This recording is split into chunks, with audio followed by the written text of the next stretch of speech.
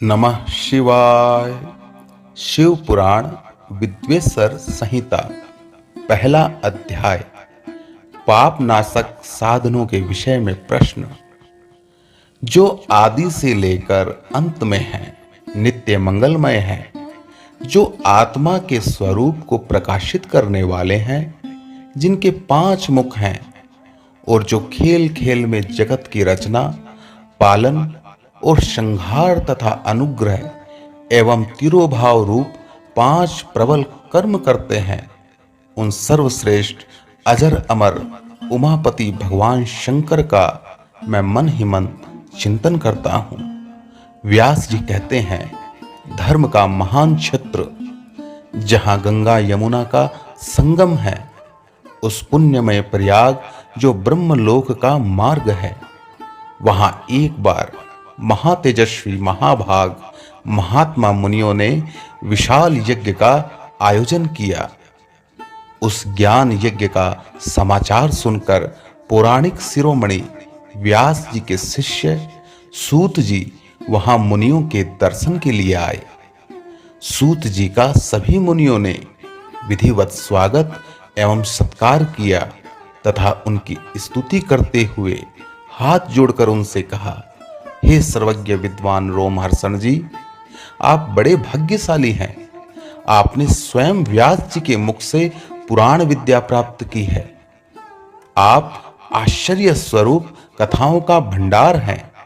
आप भूत भविष्य और वर्तमान के ज्ञाता हैं। हमारा सौभाग्य है कि आपके दर्शन हुए। आपका यहाँ आना निरर्थक नहीं हो सकता। आप कल्याणकारी हैं।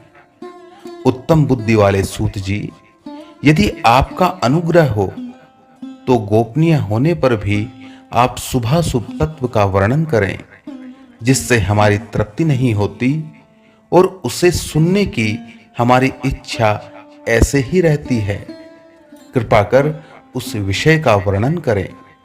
घोर कलयुग आने पर मनुष्य पुण्य कर्म से दूर होकर दुराचार में फंस जाएंगे, दूसरों की बुराई करेंगे, पराई स्त्रियों के प्रति आसक्त होंगे, हिंसा करेंगे, मूर्ख नास्तिक और पशु बुद्धि हो जाएंगे। सूत जी, कलयुग में वेद प्रतिपादित वर्ण आश्रम व्यवस्था नष्ट हो जाएगी। प्रत्येक वर्ण और आश्रम में रहने वाले अपने अपने धर्मों के आचरण का परित्याग कर विपरीत आचरण करने में सुख प्राप्त करेंगे। इस सामाजिक वर्ण संकरता से लोगों का पतन होगा, परिवार टूट जाएंगे, समाज बिखर जाएगा, प्राकृतिक आपदाओं से जगह जगह लोगों की मृत्यु होगी, धन का क्षय होगा, स्वार्थ और लोभ की प्रवृत्ति बढ़ जाएगी, ब्राह्मण लोभी हो जाएंगे और वेद बेचकर धन प्राप्त करेंगे, मद से मोहित होकर दूसरों को ठगेंगे, पूजा पाठ नहीं करेंगे और ब्रह्म ज्ञान से शून्य होंगे। क्षत्रिय अपने धर्म को त्याग कर कुसंगी, पापी और व्याभिचारी हो जाएंगे। शौर्य से रहित होवे शूद्रों के जैसा व्यवहार करेंगे और काम के अधीन हो जाएंगे। वैश्य धर्म से विमुख हो संस्कार भ्रष्ट होकर कुमार्गी, धनोपार्जन परायण होकर नाप तोल में ध्यान लगाएंगे। शूद्र अपना धर्म कर्म छोड़कर अच्छी वेशभूषा से सुशोभित होकर व्यर्थ घूमेंगे। वे कुटिल और ईर्ष्यालु होकर अपने धर्म के प्रतिकूल हो जाएंगे। कुकर्मी और वाद विवाद करने वाले होंगे। वे स्वयं को कुलीन मानकर सभी धर्मों और वर्णों में विवाह करेंगे। स्त्रियां सदाचार से विमुख हो जाएंगी। वे अपने पति का अपमान करेंगी और सास ससुर से लड़ेंगी, मलिन भोजन करेंगी। उनका शील स्वभाव बहुत बुरा होगा। सूत जी, इस तरह जिनकी बुद्धि नष्ट हो गई है और जिन्होंने अपने धर्म का त्याग कर दिया है, ऐसे लोग परलोक में उत्तम गति कैसे प्राप्त करेंगे? इस चिंता से हम सभी व्याकुल हैं। परोपकार के समान कोई धर्म नहीं है।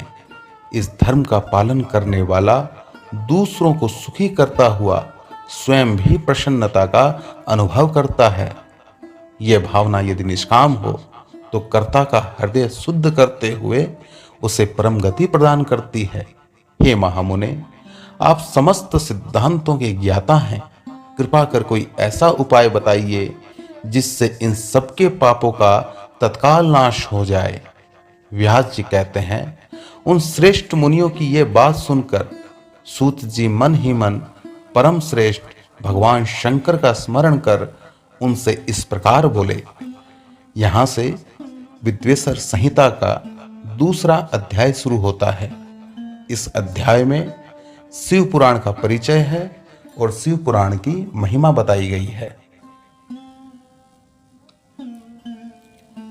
सूत जी कहते हैं, साधु महात्माओं, आपने बहुत अच्छी बात पूछी है। आपका यह प्रश्न तीनों लोगों का हित करने वाला है। आप लोगों के स्नेहपूर्ण आग्रह पर गुरुदेव व्यास का स्मरण कर मैं समस्त पाप राशियों से उद्धार करने वाले शिव पुराण की अमृत कथा का वर्णन कर रहा हूं। यह वेदांत का सार सर्वस्व है। यही परलोक में परमार्थ को देने वाला है तथा दुष्टों का विनाश करने वाला है।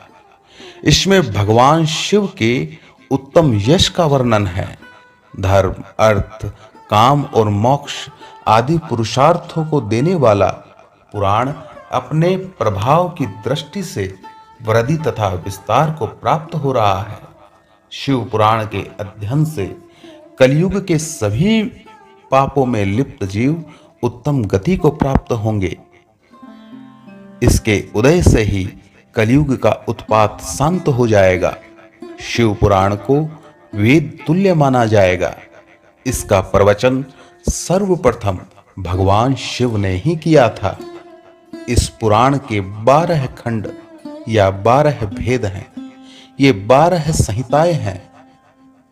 पहली संहिता विद्वेषर संहिता, रुद्र संहिता, विनायक संहिता, उमा संहिता, सहस्त्र कोटि रुद्र संहिता, एकादश रुद्र संहिता, कैलाश संहिता, शतरुद्र संहिता, कोटि रुद्र संहिता, मात्र संहिता, वायव्य संहिता तथा धर्म संहिता।